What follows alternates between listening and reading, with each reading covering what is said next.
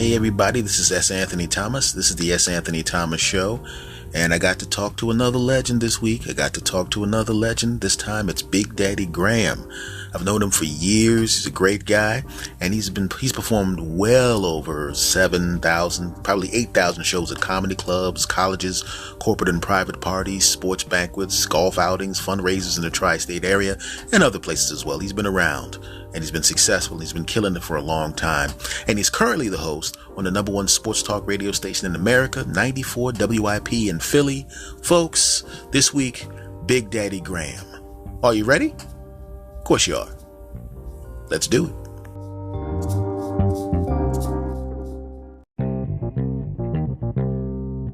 All right, everybody. I told you on this show, I'm going to have on the people I like the most. The people I find the most interesting. And I'm going to talk to you this week about a guy that I've known for a long period of time. He was very, very kind to me back in the day. He worked a lot of the same clubs. I know a lot of you know who he is. If you listen to 94 WIP, if you listen to the classic Rock Throwdown with Spence Nightly, you know who this man is. Ladies and gentlemen, my special guest, Mr. Big Daddy Graham. Yeah, wow, great to talk to you, Steve. We go back to the legendary Comedy Factory outlet, correct? As a matter of fact, yes, we do. Yes, that makes us old. You know what the funny thing is, especially when I talk to guys like you that I've known for a long, long time. When we met, I was 17 years old. So I had probably like about 9 years on you. Yeah, somewhere in there, right? Wow. So you started early. Good for you. I wish I would have started that early. There's a whole lot of stuff in my life at the moment that I wish I would have started earlier. Looking back on things, I love these people that you see them get interviewed, and the interviewer will go, looking back in your life, any regrets? And they always go, no, I would do the same. And I look at these people and I go, you're freaking lying. There's no way that you would do everything the same. I can't tell you I would do half the things. Hold on. I would do half the things differently today. I would have, if I would have known back then. I just would have.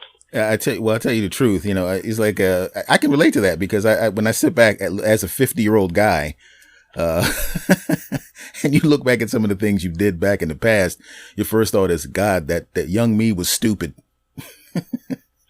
Well, no doubt that. But you know what? Everybody's that. Mm-hmm. Everybody's stupid when they're young. So I don't get on my case for that because everyone is. But I get on my case for not having the confidence or the awareness. You know, I started like writing kind of seriously maybe about 10 years ago. You know, I wrote this book about my dad, and I wrote a book with Glenn Mack now, which we're writing another one. They decided to do sort of like a volume 2 of the great book of Philadelphia Sports List. And then this paper down the shore, you know, a Seattle City paper, which, you know, a small town Jersey Shore thing, asked me to write for them. And it got like insanely popular. And that led to me running for another Jersey Shore paper, then South Jersey Mag. Now I write the back page for them. They're a once a month publication. I don't claim to be like a fluent writer, somebody who has mastered vocabulary. The problem is I write it in a way that people relate and really dig it. Mm-hmm. And I didn't start writing at 50, really. You know, and I wish I would have, you know, realized I had this kind of talent or knack a long time ago. I wonder where, like last night I had a stand-up show.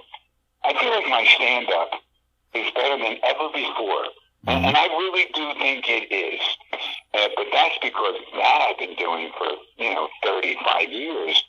Where writing, like I said, I know I wrote my jokes and stand-up, but I'm talking about writing with a blank piece of paper, or a blank computer screen, filling that with words and a theme and something that will get across to people. And I've written 2 plays now as well, and both of them got produced. I wish I would have been doing that like right away when I was 15. Yeah, and a lot of the skills that you had with because you did the play Last Call, Remembering My Dad.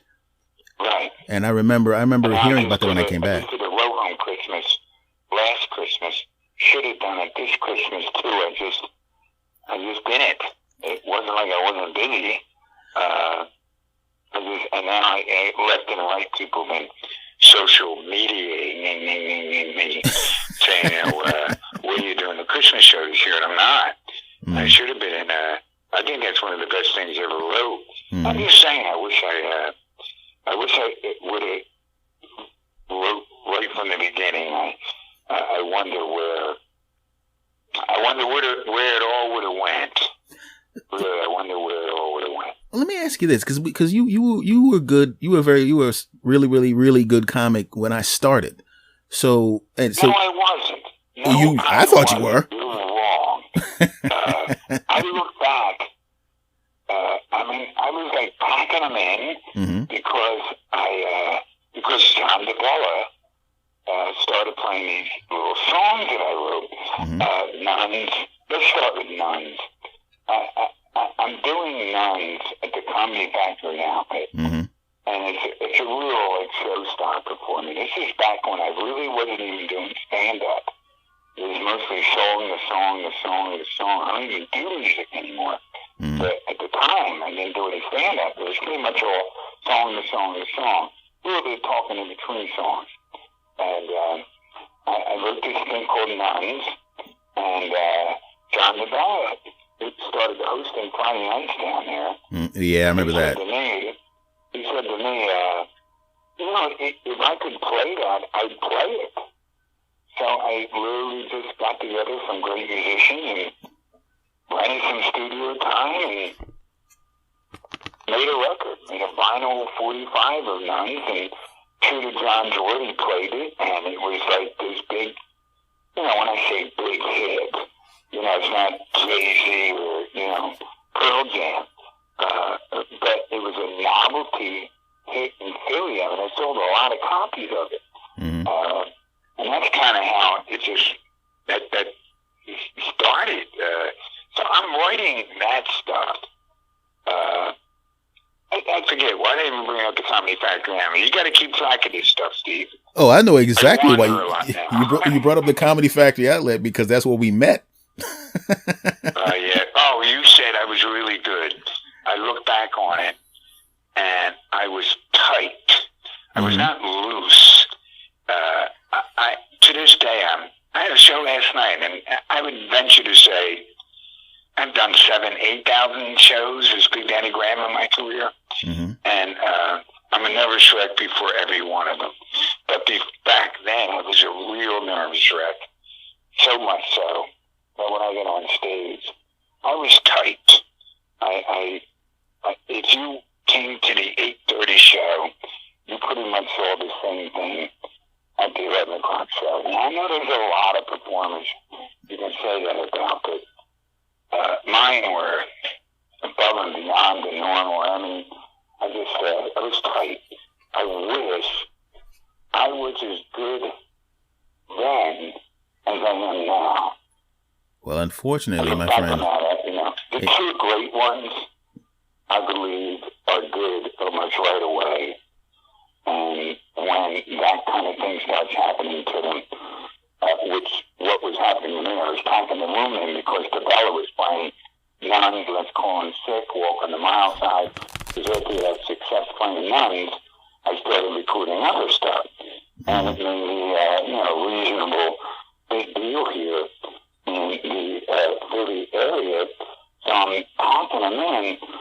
I wish I was as good as I am now when I was packing them in then. I'm still doing good as far as bringing in audiences. But, back then it was insane. It was, 2 shows Friday night, 3 shows Saturday night. Yeah, I remember. All of them packed lines. I would walk out the door, between shows, and it was like you were a rock star. People go, hey, big guy, can you help me out? We drove all the way down from Phoenixville and sold out, stuff like that. It was hysteria. And I just want to say one thing to you, though. I just want to say one thing to you. I just want to say that because I was on a lot of those shows with you, thanks a lot for the big audiences. Okay. This wish I would have been better. That's what I'm doing anymore. I don't enjoy, because I'm still doing neat stuff. I'm still in the air. I had a comedy show last night. I'm writing. I need to stop dwelling on what I didn't do when I was 30. Mm-hmm. There's a great story, and I think part of the story is wrong, but the spirit of the story is correct. George Harrison of the Beatles, when he was in his 40s, had people over for dinner, just regular people, like people he went to school with, not people in the business, right? Just his good, long-time close friends. And they were having dinner. When somebody started playing this game, what were you doing at the age of 21? And I went around the table, and, people were going, I just dropped out of college. I had just gotten pregnant. Oh, my God. And then it got to George Harrison, and, what was he doing at 21? And he very sheepishly went, recording Sgt. Pepper. It kind of blew everybody up out of the water. Yeah, no one survived that table. It's like, how many people could survive at that table? I mean, really, Oh, yeah, with that. Yeah, yes, right. it's like, and it's not Sgt. Pepper. I think it might be like Revolver or Rubber Soul, but whatever. That's the story, and I love that story. But it's true that so many of the greats are great. Like, I had breakfast with Dave Chappelle, and I had no idea. Nobody had any idea it was Dave Chappelle. Somebody called me recently. The Comedy Factory Outlet ended up opening up a club in Baltimore. Yes, indeed. And he had me be the opening headliner of that weekend. And after the opening show on Friday night, we all went to this diner. It was like 20 of us. Went to this diner, to eat, to celebrate the opening of the club and everything. And somebody recently said, David Chappelle was at that diner with us? And I went, no, that would have made him like 15. But it was him. Because that's how he was from that area. He's from the D.C., Baltimore area. And like all comics, he was looking for just any club to even hang around. So here this club was opening, and there he was just hanging around. He didn't get on stage or anything. And then he went out to the breakfast with us. I think, knowing Clay Erie, probably had him sitting people at tables or something. But somebody recently, I say recently, within the last couple of years, called me up and said, Chappelle was with us that night. And then, you read up, I don't know Dave Chappelle, but, I did a little reading up on him. And, yeah, he started when he was like 15. Why am I going on and on about this? Because I'm obsessed with getting older. I hate it. I can relate to it. Like I said, I hit the big 5-0 not too long ago. So I get it. That's a bad one. The 5-0 kind of really depressed me. And I've turned other numbers since then, and they have not depressed me like 5-0 did. 5-0 was number one. When I hear people saying that they're getting depressed because they're turning 30, I go, okay, well, you're waiting. I usually just walk up and slap them. I usually just walk up and slap them when I hear them say that. When they say, oh, yeah, that's good. Yeah. Yeah, maybe I'll take up that practice. Thanks for the tip. You got to be able to run fast, though. That's the key. You got to slap and then start running. That ain't me anymore. It's over for me, too. I'm lucky to be alive. I've had 3 back surgeries, cancer, a stroke. I've had everything thrown at me. Yeah. I should be dead. There are days when dead ain't a bad option. Yeah, because when Keep going. Come on, this is your show. You're supposed to be asking me questions. Yeah, I heard because when I heard you on the radio, I didn't even know what the hell because they were talking about you didn't say what was wrong with you at the time on the air because I did listen to and I do listen to you on 94 WIP and this and I didn't know you were sick until much later. I had no idea. And you just well, I have an email that I printed out and saved. It was a really weird thing. To make a long story short, somehow the news broke, because I certainly didn't give it to anybody. Mm-hmm. So somehow the news broke that I had cancer, and it broke late at night, because I'm a late at night guy. Mm-hmm. But now you got .coms everywhere, and Philly.com posted it. In fact, it ended up on the front page of the Daily News, a little square, which I thought was odd, but Big Daddy has the big C. Typical of a newspaper, like the Daily News. They still come up with a little pun. Yeah. Big Daddy has the big C. But anyway, it hit the West Coast before it hit anywhere else, because online it hit the West Coast. Mm-hmm. In other words, if it hit here at 1 a.m., well, it was only 10 p.m. in L.A., and I have a lot of friends in L.A., I mean, like a ton. Mm-hmm. And so the way it was presented, it was like I had died. Yeah. Anyway, I have a great email. Who would send an email like this? Big Daddy, I just got a phone call from a friend saying that you have passed away, so I thought I would write you. Are you dead? And I'm this email going, well, if I was, I wouldn't be able to return this email, would I? Who sent an email like that? Are you dead? Unless you're really good. Now that's a good trick. Now that's a good trick. That's a good trick. Now, let me. Can I ask you? I want to ask you this because I know you as a stand-up, and I know you as the radio host in 94 WIP. I wear many hats. Yeah, but the thing was, this is what I'm curious about, because I wanted to do. You're talking about regrets, and I wanted to do a play a long time ago, but you got to do the one. And I know this is the obviously super personal one about your father. How does that feel to do that when you compare the feeling of being on stage doing that type of show versus when you do the stand-up? Because obviously you got 6, 7, 8,000 stand-up performances, but you didn't get to do as many performances of that show. I so enjoyed it. I really did. I did a lot of plays before I got into stand-up. Mm. And I was never nervous before those. I couldn't wait to get to the theater. And I was a drummer in bands. That was the very first thing I did. And I couldn't wait to get to the club. They playing stand-up. That's so frightening. That puts me in that kind of a mood. But the theater was great. Doing that show about my dad was great. Doing the Roll Home Christmas was great. Now I had some normal agita over whether or not I'm going to remember my lines and that.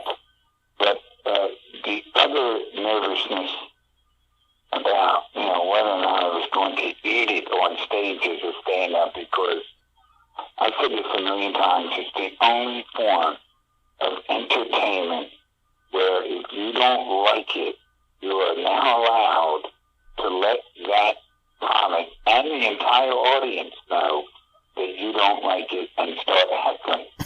if you go see a jazz saxophone player or a guy with an acoustic guitar playing some song, you go see a magician, you go see a play, I could rattle off the different types of entertainment, and if you don't like it, well, you just sit there and wait till it's over. You get bored, and maybe, if you're in a club with a guy playing a guitar, maybe you start talking among yourself if you're bored by the guy. But you don't, start screaming at the magician, you suck! Get a real job. I don't know how it started. It's okay to heckle a comic. It's the only form of entertainment where you are allowed to do that without getting thrown out of the club.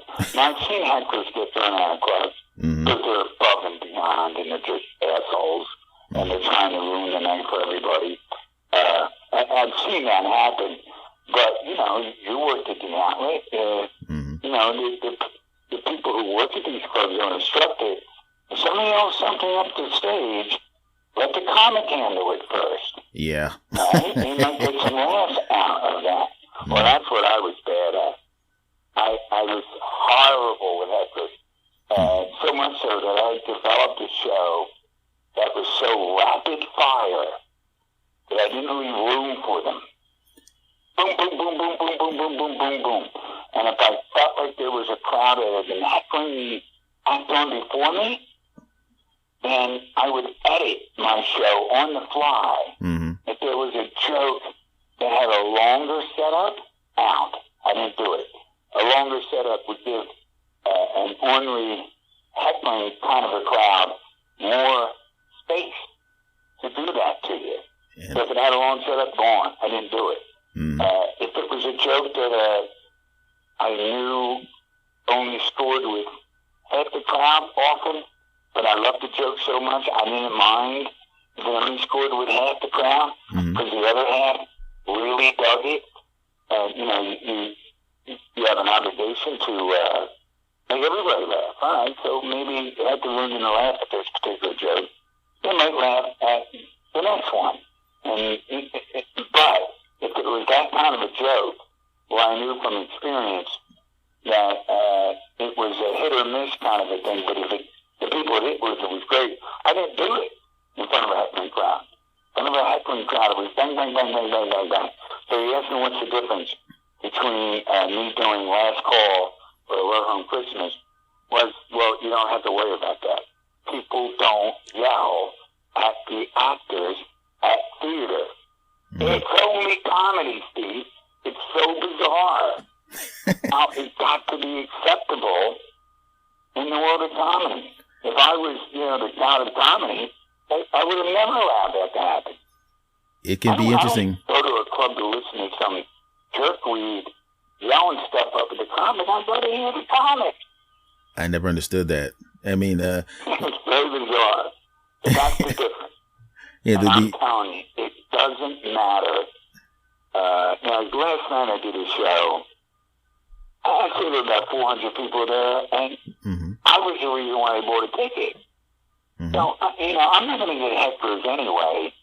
You know, I'm so well known in this area. But, you know, even with a crowd like that, it only takes one woman who's maybe bought a date for the first time, or vice versa, and then bringing the girl over, who don't know me. They get drunk and shit-faced, and they start yelling stuff out. You just never freaking know.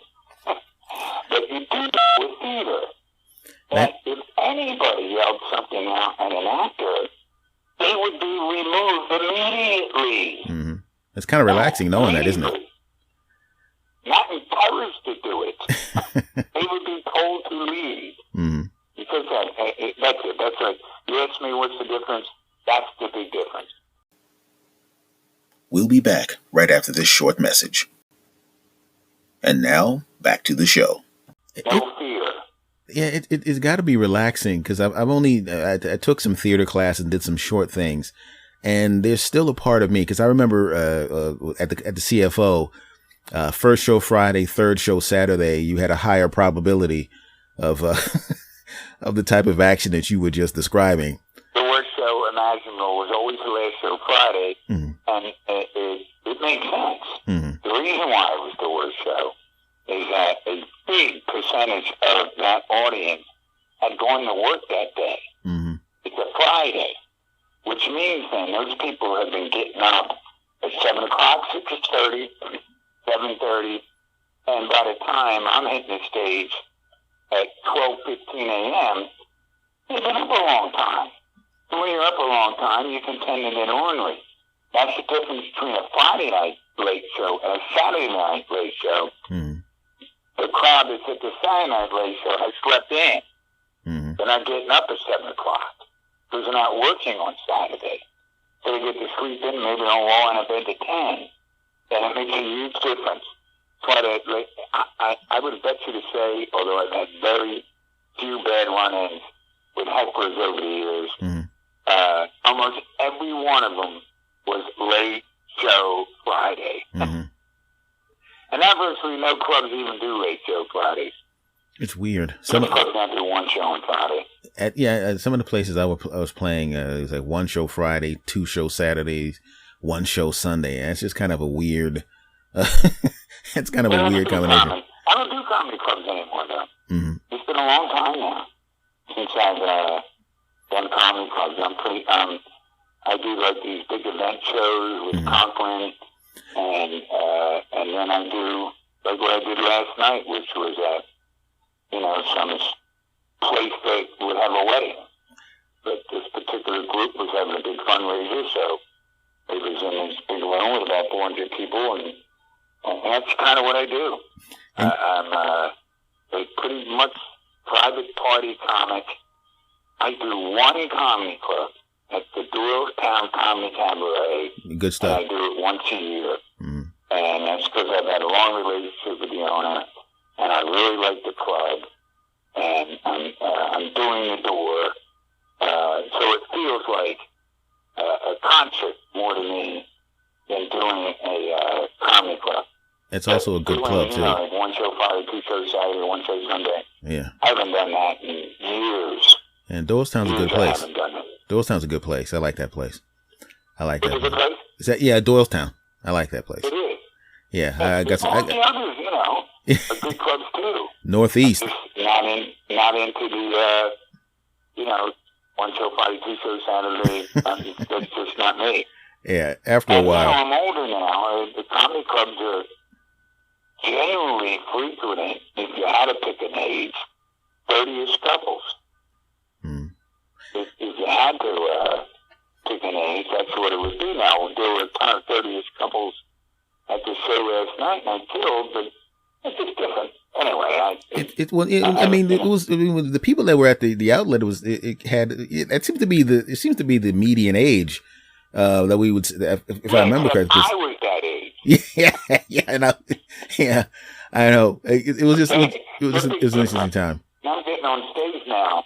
I used to color my hair, and I stopped coloring my hair, 10, 15 years ago. And there's no doubt that when I get on stage now, I'm the old guy. The hair's like a billboard. Ed, when I get on stage, I'm the old guy. Great head of hair. People always are telling me that. But it's white. And there's no doubt that when I get on stage, for some people out in the audience, that's the first thing I have to conquer is I'm the old guy. And I have to prove to that younger guy, okay, yeah, I'm the old guy, but just give me a minute, and I'll have you laughing as hard as the much younger guy who came on before me. But you definitely have to, I try to prove that immediately as I've gotten older. I don't want anybody to think I'm some hot, going up there. I'm a terrible older person. I'm very vain. You think I'm a woman. I'm very careful with how I dress. I just don't want. I don't want to be the guy who's trying to look way younger than he is, which is why I stopped dyeing my hair. But on the other end of the spectrum, I don't want to dress the way a lot of people my age dress either. So it's like this, I wear all black. You can never go wrong. The thing is, if you pick a look that's distinctly you, then you can ride it out, because like if Frank, when you look at the way Frank Sinatra would dress or somebody like that, you can always get away with a certain look. It doesn't matter who's out in the audience. Once you pick it. Yeah, I know. I mean, is there a better example than that? Reasonably well known in this area, but I know Sinatra. But that's a good example of somebody who, goes, look, this is what I wear. This is what I do. That's it. Shut up and listen. Doobie, doobie, doo. This is like, that's right. Yeah. Right. Well, I eventually do get to that.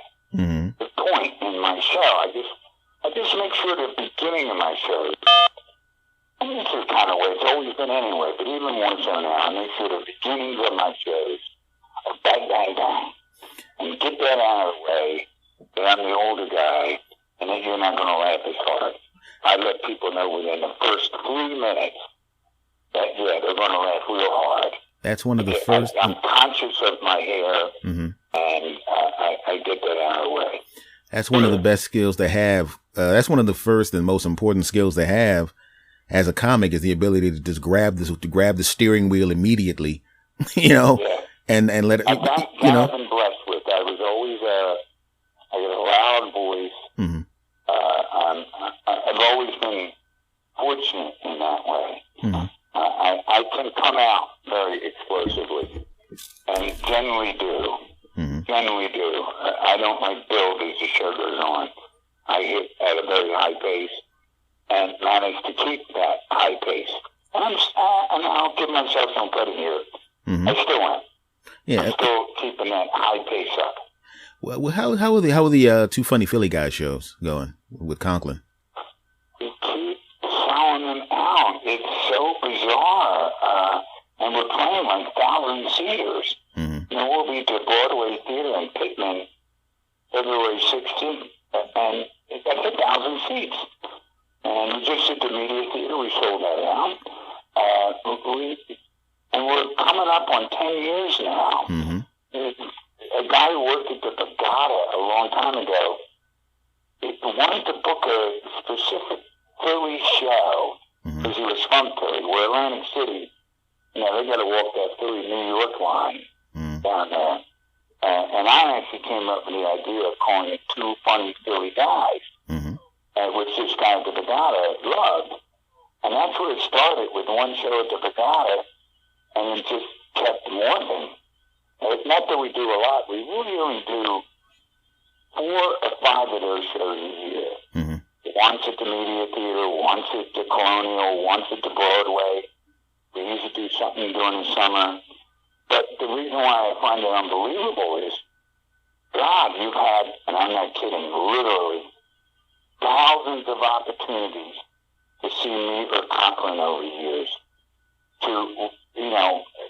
There was something about Two Funny Philly Guys seeing us together that for some reason sold tickets.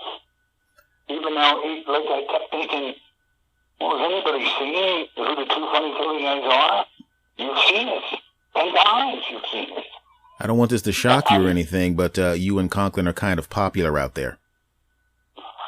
We are, but there's popular than there's, generally speaking, the overwhelming majority of time, the people that are playing those theaters that I just mentioned might do those theaters, might do the area, not the theater, might come into Philly once or twice a year, okay? Take something like Dom Herrera. Dom goes into the Helium once a year, goes into the Tropicana once a year. That's all he's doing. We're doing the Two Funny Philly Guys shows, but I'm going to be doing probably God knows how many shows between right now and February 16th in the area, which is not what Dom or a touring musician does. A touring musician hits a town once a year, maybe twice a year, right? Correct. Where I'll say, I'm still doing, 75 to 100 shows a year strictly in this area. So that's why I'm surprised that we've been pulling those numbers in. Well, here's a comparison for you. There's this team called the Philadelphia Eagles, and they play and they play 8 times a year, every year, the same sport, but people like them, see them again. That they like you. I mean, you've been around here for a long time. You work your ass off on the stage. So does Joe, And that's the thing. You're on the radio. You got the WIP show. You got the Classic Rock Throwdown. When people hear you on a regular basis, they start to like you, and they like you a lot because they get to hear you. You know what?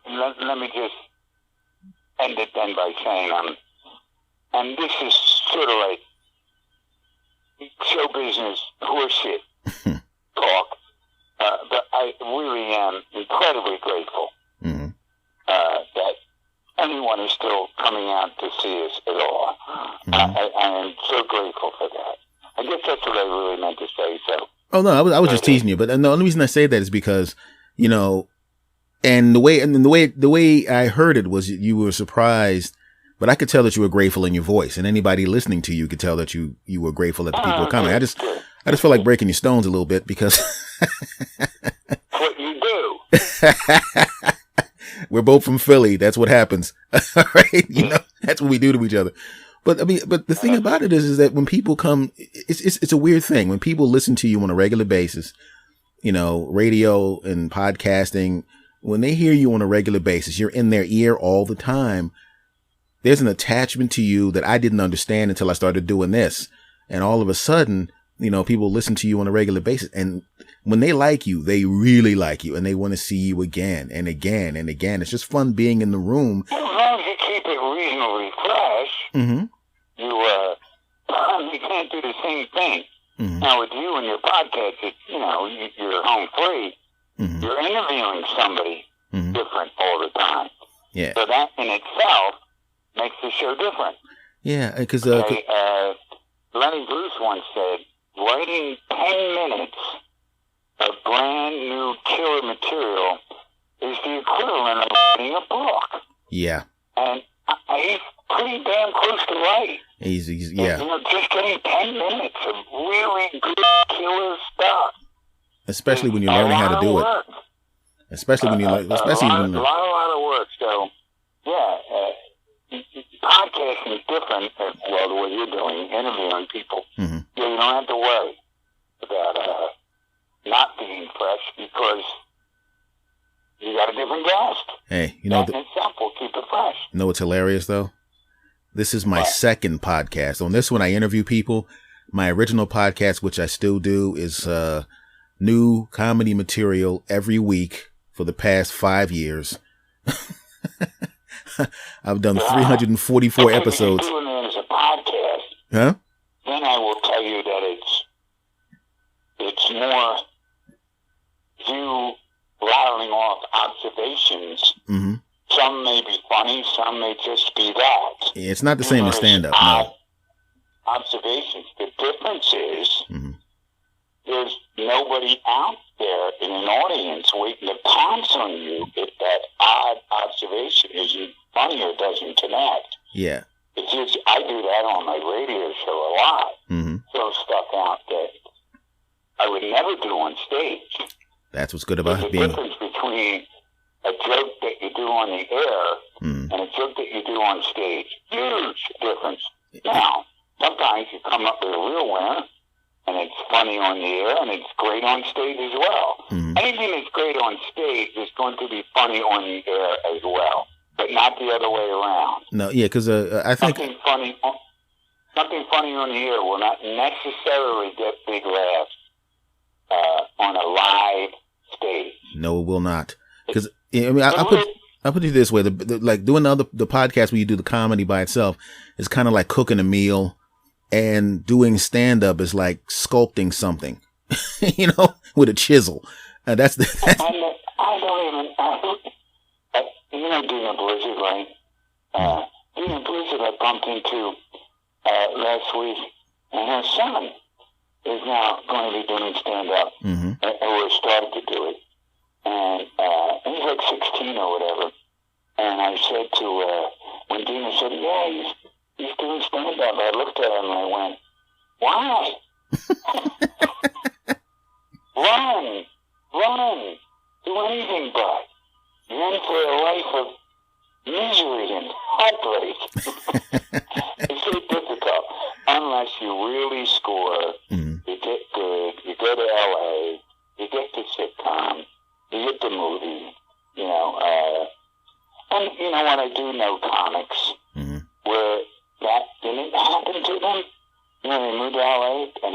the sitcom. They don't get the movie, so, but they're really good comics. But they spend their life on the road, which I couldn't do. I hated the road. But there's just some comics. Dom's one. He's built for the road. Loves it. That's a different animal. In his life. That's a different animal. He just loves that. Where me, I couldn't do it. I might be able to do it today now that my kids are gone. But I doubt it. I did not. I just didn't like doing it. And fortunately for me, I did not have to do it that much because I became a little bit of a household name in a pretty big market. So I was fortunate in that way. Now, your second show, Classic Rock Throwdown with Spence Nightly. Tell everybody about that one. Well, first of all, it's on hiatus at the moment. We stopped doing it a couple of months ago, and it's weird. I found out that when I stopped doing the podcast, I had some health issues. When I stopped doing it, didn't seem like anybody had noticed that I had stopped doing it. And that kind of like warmed me out a little bit. Now, like, people are noticing it like crazy. I get, like, a tweet or a Facebook comment or an email almost every day. But yeah, what happened to the podcast? Because I discovered, particularly the podcast that was, it was, I am going back to it. The Classic Rock Throwdown which is where we picked a different topic every week. The 10 greatest Led Zeppelin songs, the 10 greatest songs with a color in the title, 10 greatest duets, blah, blah, blah. In other words, they were the kind of shows that you can listen to 4 years from now. And we weren't doing humor based on current events. It was a music thing. And I really loved the show. I thought it was a different, unique show. And the fun would be, if you're picking the 10 greatest whatever U2 songs ever, well, people who really love U2 will listen to that show. And when the 10 songs are done, they're going to go, well, where the fuck is Red River Canyon? People love playing that thing. If you announce ahead of time that we're going to play what we think are the 10 greatest Pearl Jam songs ever, and you don't play the one that they think is like in the top 10, they get riled up. Yeah, they'll let you know. Or it works the other way around too.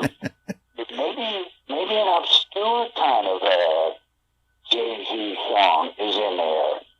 And then what happens is people are listening to the show going, oh man, I can't believe they're playing this. I love this song. I thought I was the only one who loved this song. So that's the point behind the 10 thing. VH1 does a very similar show now. But they do it with a, beautiful blonde. You incorporate you incorporate some music into the 94 WIP show too. When I listen to that, the podcast, the Throwdown, it pretty much morphed out of this thing I call the Big Daddy Ditty of the Night, where I usually use either a birthday or, like, say, last week it was the anniversary of Thriller coming out. So I played something from Thriller now. It's a talk show station. So I only really play about a minute of the song. And I'll talk over it and, remind people when it came out. And I'll give you, even in that minute and a half, I will give you some interesting piece of information about that song that hopefully you didn't know. And people really love the Big Daddy Ditty of the Night. And that's how it morphed into the Throwdown is just an hour-long version of that. So yeah, I do play music, and my audiences love it when I talk music.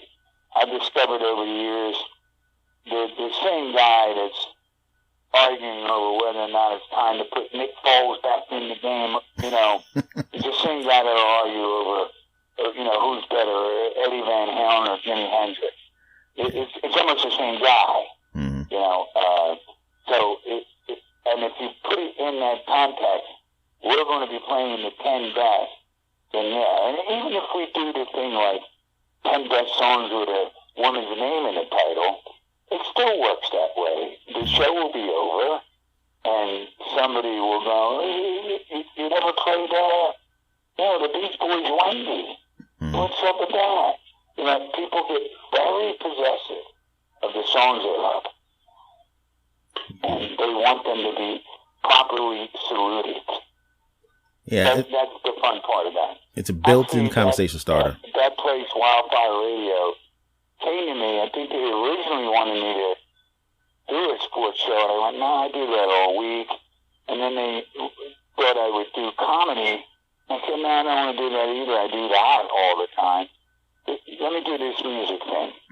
And we had a good, 3-year run with it, and I would still be on there. Wildfire wanted me to continue. I got sick in end of July, and I just had to cut back on stuff I was doing. And you don't, at least I wasn't, and most people don't, make money to speak of with podcasts. So it got to the point where my wife was going, you got to cut out doing this stuff that's not making you money.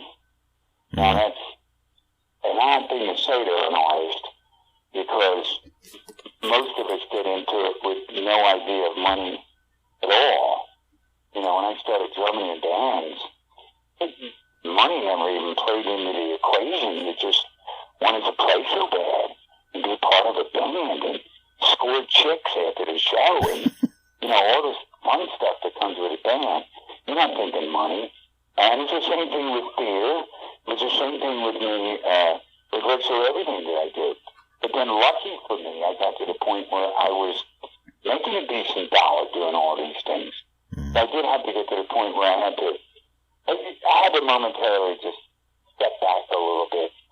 And so the stuff that I had to somewhat eliminate doing was the least paying stuff. Which, I love doing that show, and I particularly love doing it with Spins. But we'll do it again. We'll get it back up. Like I said, people are only discovering now. I found out with podcasts, particularly mine, that it takes them sometimes months to catch up. Yeah, I was just going to tell you that, because I when I started doing my original podcast in the beginning, the first 5 or 6 episodes, no one listened. I look at the stats, and it was almost 0, and then all of a sudden, very slowly, hundreds, thousands, and it just started to build up like that. Because it's like you have to think about every episode you drop as something that's, you can't really pay attention to the final numbers. I mean, you see the first week what happens, but you kind of got to think about it in terms of a month for each particular episode, because that's when you really get to see how many people really pay attention to it. I never even looked at numbers. To me, the only number that really mattered, as far as this is concerned, was advertising dollar. That number. And we did have advertisers. You know what? I don't want to get into this angle of it. The podcast, I think, is a neat idea and a fun idea, and I'm glad I did it, and I'm going to continue to do it. I would bet you that within a month and a half, it'll be back up. Okay. I'll get through the holidays, and then it'll be back up. Okay. Now, Ed, you told me that you had to take care of some business and to keep it to about 45 minutes. Okay, we're right around there. I can hang if you got a couple more minutes. If you got to go, let me know. Well, give me a couple more questions. I'll answer. Okay.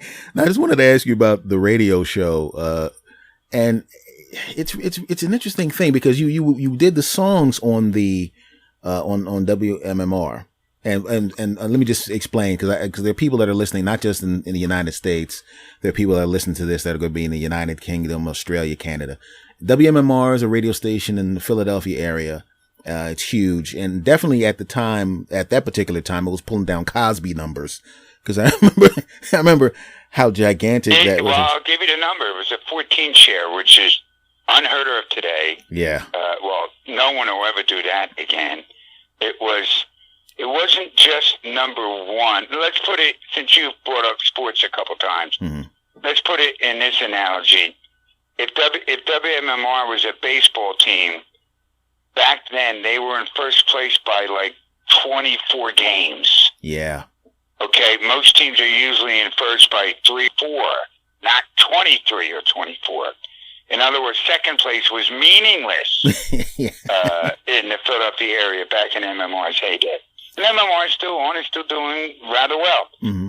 But that particular, it was just a perfect meeting. It was a new disc jockey, and it was the beginning of morning shows really getting together with the comedy clubs. Because there were no comedy clubs before the 80s. There weren't any. Really, literally. New York had a couple. L.A. had a couple. There weren't comedy clubs in Altoona.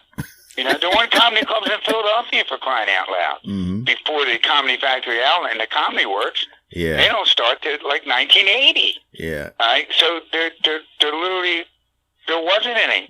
So what happened was, when the comedy club explosion started happening, very quickly the owners of these comedy clubs recognized, well, they should be advertising on a morning show.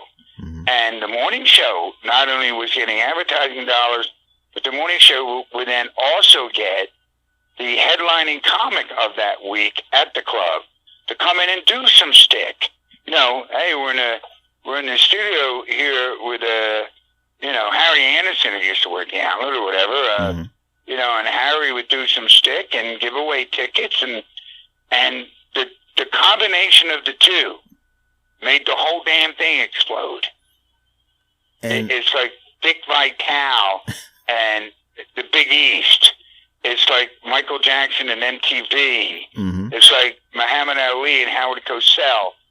Certain things collide up against each other and make both of them way bigger than they ever would have been had they not been for the other one. And that's what happened with comedy clubs. Between morning shows and comedy clubs, it was just a can't-miss combination. It was the most amazing, because I started at the Comedy Works in '86 and moved over to the CFO maybe 4 months later. And I had not seen anything like that open mic on Thursdays in my life. Other places didn't have 160 people, at an open mic night. At open stage nights? Yeah. I'd never seen anything like that. Generally didn't. I never saw anything like that ever again. And the weekend shows, like in the beginning, obviously I worked the door and I did your sound for your songs and stuff like that and that kind of thing. And then I started working the weekends. I thought it was normal to have every show sold out. I mean, that's what I thought. I was 17 years old, and every time I was stepped on stage, I never saw seats. You know who Jeffrey Dahmer is, right? Yes. I used to work at a comedy club down in Williamsburg, Virginia, and that was a Friday, Saturday, Sunday thing. Except this particular engagement, they also had a college gig for me on Thursday. So I went down there even a day earlier than I ordinarily did, okay? And as it turned out, the comedy club is open on Thursdays, but they don't bring the headliner in to Friday. Thursdays is open stage night. I got back from my college gig, and I'm staying at the hotel where the club is, and I peeked in on the open stage night, and it was your typical open stage night, like about maybe 6 people in the audience and 36 comics hanging in the back. Okay? Yeah. And I swear to God, I poked my head in, and just in time to see this comic get on stage, and his opening line was, he looks at the 6 people in the audience, and he went, correct me if I'm wrong about this, but I think Jeffrey Dahmer ate more people than this. I laughed so freaking hard that he had to reference me. He went, well, I see that guy in the back thought it was funny. I mean, Jeffrey Dahmer ate more people than this. It was the most. We had a unique experience in this city because when I went up to New York and the comics up there would always go, "Hey man, what you like down in Philly?" And I would go, "Dude, we get 100 and something people on an open," and nobody believed me. I'm like, no. Yeah, well, that didn't last forever. Yeah. But it sure lasted a long time. I was very lucky. I never had to go through the open stage thing. Mm-hmm. I wouldn't have been strong enough. I never would have made it. I had a piano player, and I was doing all those goofy songs like Nuns and all that with a live piano player, and I wasn't working comedy clubs. Mm-hmm. I was working any club that had a piano that I could talk into me doing it. And I was up there, and I started building a crowd at the Khyber Pass Pub, which is still open in Philly. Yeah. I started building a Tuesday night crowd there, so much so that Clay Heery of the Comedy Factory Outlet came around to see me one night, and he said to me, "Did you ever think about doing this in comedy clubs?" And to be honest, I went, well, no. He goes, "Well, how'd you like to do mine?" To which I said, "How much?" And that was the beginning of me in comedy clubs. I didn't even, they were just happening. They were just starting to explode. So I didn't do any open stage nights. I was literally hired to be, one of the performers. Now, I didn't get hired as a headliner. Mm-hmm. I got hired as maybe the first guy up, MC. What was it, MC in 3 acts usually in those days. Mm-hmm. And, I was hired to be the first guy up. But then I quickly graduated to the next to last guy up, and then to the last guy up within, a year or two, actually. Yeah, I was going to say, had it been just a couple of years. I never had to do an open stage night like the one we just described. 30 comics standing in the back with 10 people in the crowd. I wouldn't have been able to do that. I swear to Christ, I could not have been able to have handled that rejection. Where it was completely different for me. They came to me. It's such a big difference in life when they come to you. Yeah. And they came to me and said, "How'd you like to work our club?" And if it wasn't for that, I don't know what would have happened. Because I know I would not have been strong enough to do that open stage bit.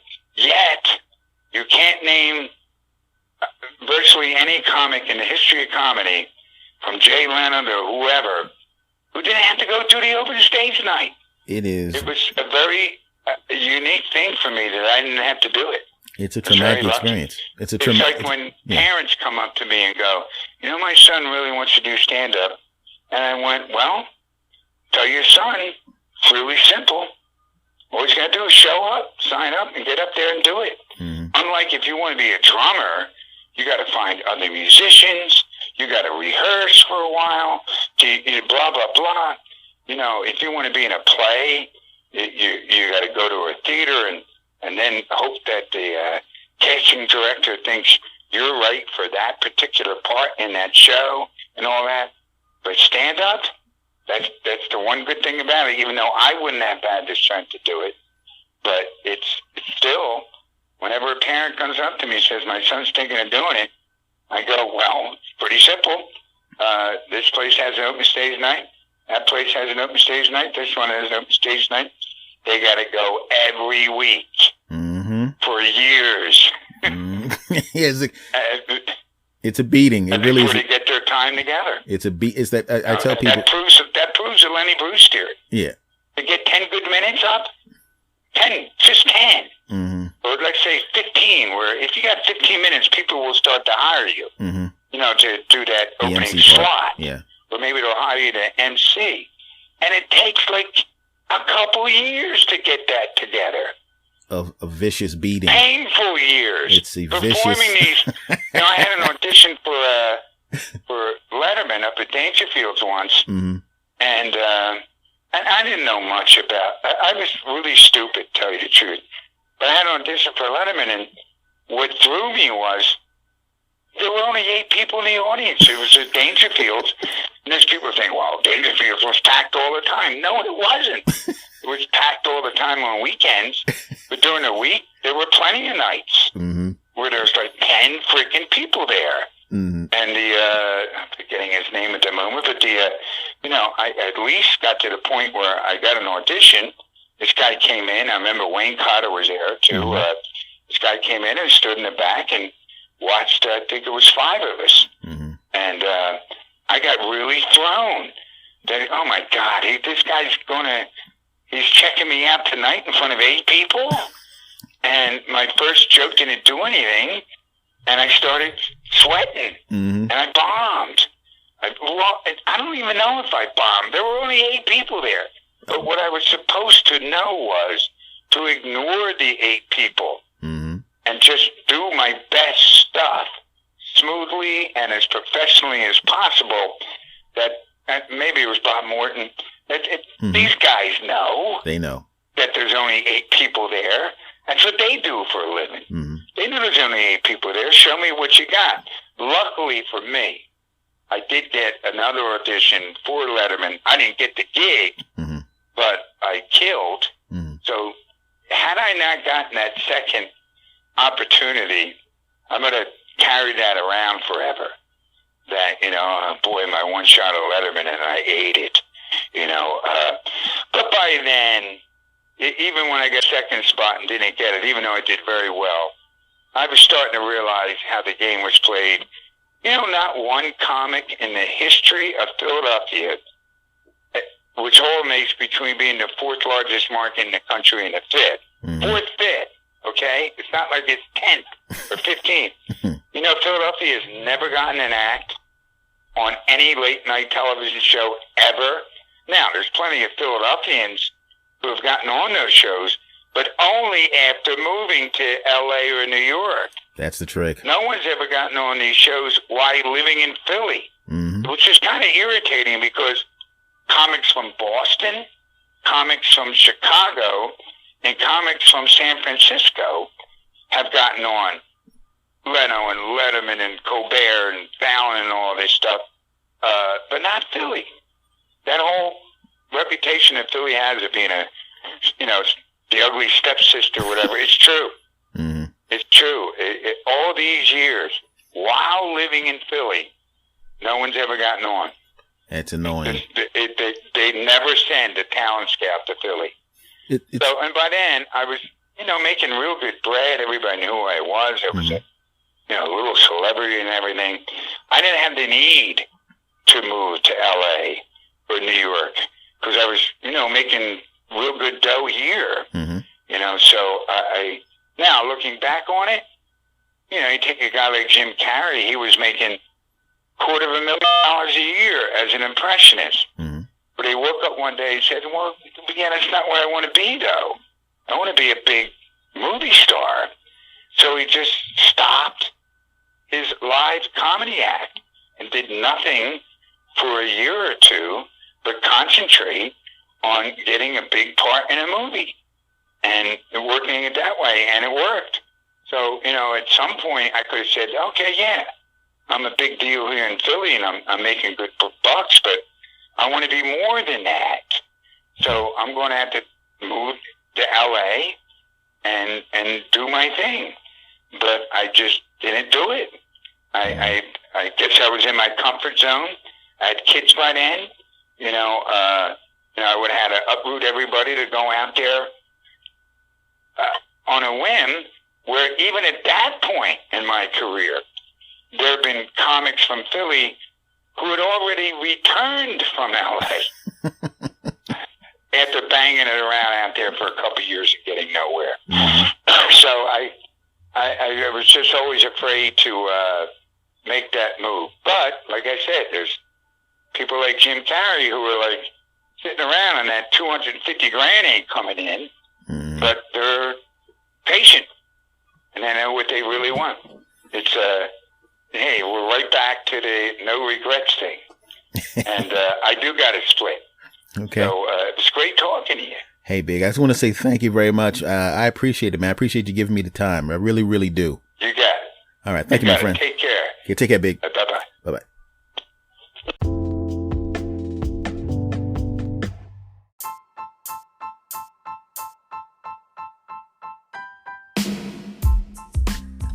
All right, folks, I know you had a great time. I had a great time. Wasn't it fun? Wasn't it fun? Told you it was going to be fun. Thank you once again for spending this time with me. I really, really appreciate it. I can't wait to talk to you again. Thanks for showing me all the love. Until next time, take care.